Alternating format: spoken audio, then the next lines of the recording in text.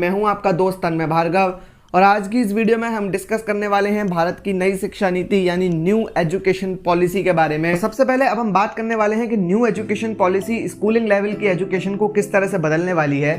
देखिए, अभी तक हम सबको पता है कि हमारा स्कूलिंग पैटर्न जो है वो है 10+2, लेकिन अब ये 10+2 हटकर इस न्यू एजुकेशन पॉलिसी में 5+3+3+4 होने वाला है।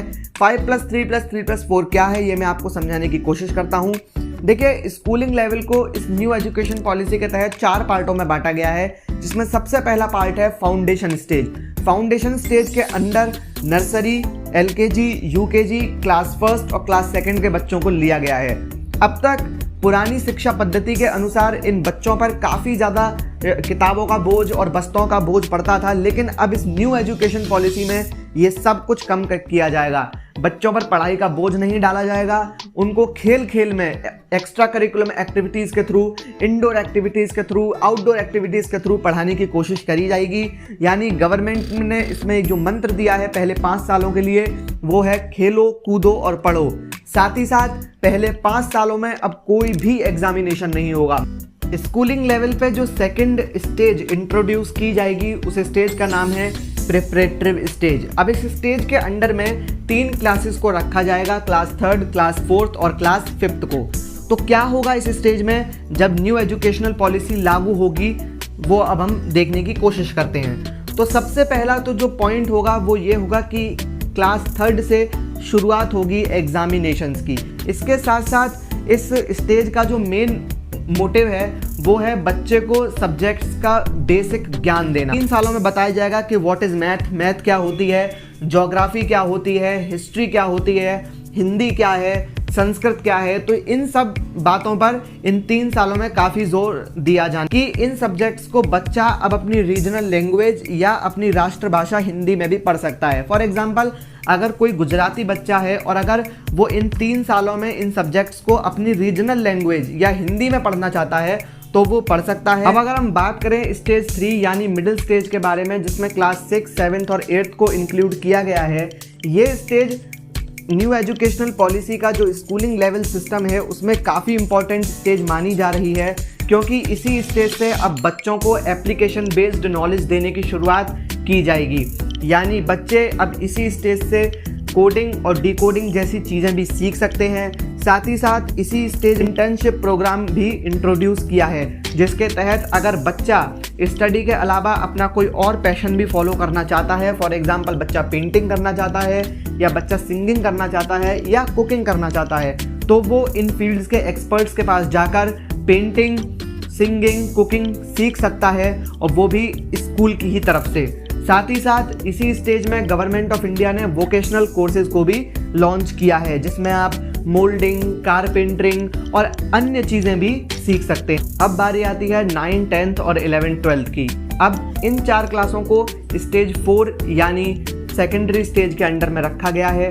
न्यू एजुकेशन पॉलिसी के तहत इस स्टेज में काफ़ी सारे चेंजेस किए गए हैं, जिसमें सबसे बड़ा चेंज तो ये है कि इस स्टेज में 9, 10, 11, 12 में अब एनुअल एग्जामिनेशंस नहीं हुआ करेंगे, उनकी जगह अब सेमेस्टर एग्ज़ाम हुआ करेगा। यानी अब हर 6 महीने में 2 बार एग्ज़ाम हुआ करेगा। 9, 10, 11, 12 में एक बहुत बड़ा चेंज ये भी किया गया कि अब स्ट्रीम्स सेगमेंट ख़त्म कर दिया गया है।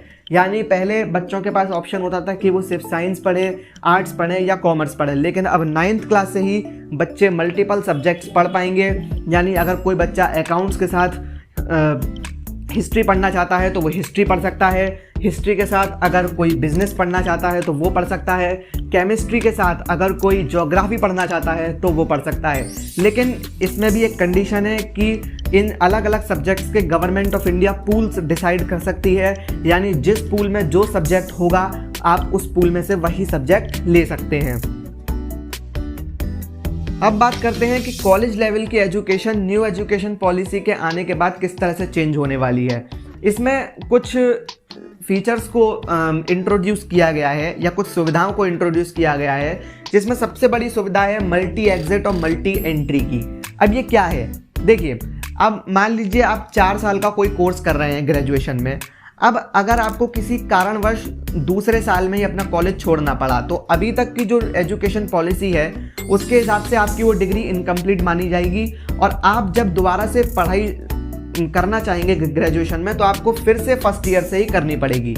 लेकिन मल्टी एग्जिट और मल्टी एंट्री के आने से ये फ़ायदा हुआ है कि अगर आप 2 साल तक की पढ़ाई कर चुके हैं और किसी कारणवश आपको पढ़ाई बीच में ही छोड़नी पड़ गई तो आप जब दोबारा से पढ़ाई ग्रेजुएशन की स्टार्ट करेंगे तो आप डायरेक्टली 3rd ईयर से अपनी पढ़ाई शुरू कर सकते हैं। साथ ही साथ इसमें एक क्रेडिट बैंक भी बनाया गया है, यानी अगर आप 2 साल तक की पढ़ाई कंप्लीट कर चुके हैं या आप जितने भी साल तक की पढ़ाई कंप्लीट कर चुके हैं ग्रेजुएशन में और फिर किसी कारणवश आपको पढ़ाई छोड़नी पड़ती है तो जितने साल की आप पढ़ाई कर चुके हैं उतने साल के क्रेडिट्स आपके उस बैंक में जमा हो जाएंगे, यानी एक जो डिजी लॉकर होगा, एक डिजिटल लॉकर होगा, उसमें जमा हो जाएंगे। जो आप जब एडमिशन लेने दोबारा आएंगे वापस, फॉर एग्जांपल आप 3rd ईयर में एडमिशन लेने वापस आते हैं तो वो क्रेडिट की मदद से आप एडमिशन ले सकते हैं।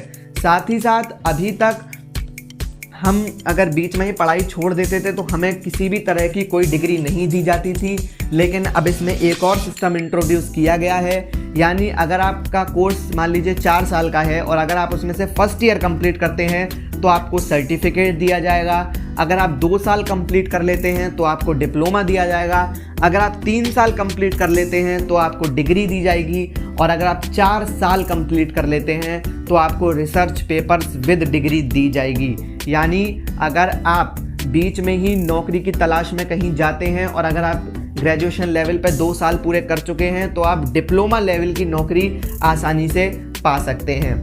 इसी के साथ साथ एमफिल और पीएचडी में क्या चेंज किया गया है कि एमफिल न्यू एजुकेशन पॉलिसी के आने के बाद पूरी तरह से ख़त्म हो जाएगी और पीएचडी जैसी अभी चल रही है वैसी ही चलेगी। अभी तक उसमें कोई बदलाव होने की संभावना नहीं है।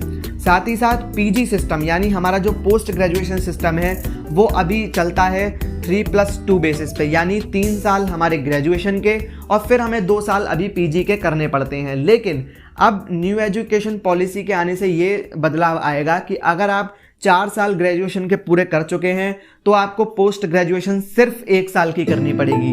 लेकिन अगर आपने ग्रेजुएशन अभी 3 साल की है, न्यू एजुकेशन पॉलिसी आने के बाद भी अगर आप ग्रेजुएशन 3 साल की करते हैं तो आपको पीजी 2 साल की ही करनी पड़ेगी। तो इस तरह से जो काफ़ी सारे बदलाव हुए हैं वो हो सकता है कि आने वाले समय में हमारे देश की जो एजुकेशन है उसको एक नई ऊंचाइयों पर ले जाए।